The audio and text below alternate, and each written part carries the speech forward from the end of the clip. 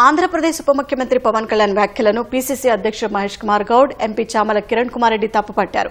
పవన్ కళ్యాణ్ తన హోదాను మరిచిపోయి మాట్లాడొద్దని, కోనసీమలో సమస్యలపై మాట్లాడాలని సూచించారు. పవన్ కళ్యాణ్ కోనసీమలో అన్న మాటలను వెనక్కి తీసుకోవాలన్న మహేష్ కుమార్ గౌడ్ అభివృద్ది సంక్షేమ కార్యక్రమాలను ప్రజలకు అందిస్తూ 2 రాష్ట్రాలు దేశానికి ఆదర్శంగా నిలిచేలా పరిపాలనలో పోటీ పడదామన్నారు. పవన్ కళ్యాణ్ చేసిన వ్యాఖ్యలు సరైనవి కావు.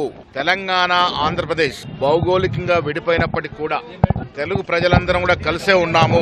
ఇప్పటికీ సత్సంబంధాలు కొనసాగుతూనే ఉన్నాయి. కోనసీమ పచ్చగా ఉండాలని కోరుకునే వ్యక్తులం మేము.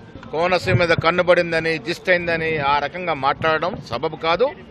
ఆయన ఏ ఉద్దేశంతో, ఏ అవసరం కోసం ఆరోపణ చేశారో తెలియదు. కానీ వారి యొక్క డిప్యూటీ ముఖ్యమంత్రి హోదాలో ఉన్నారు.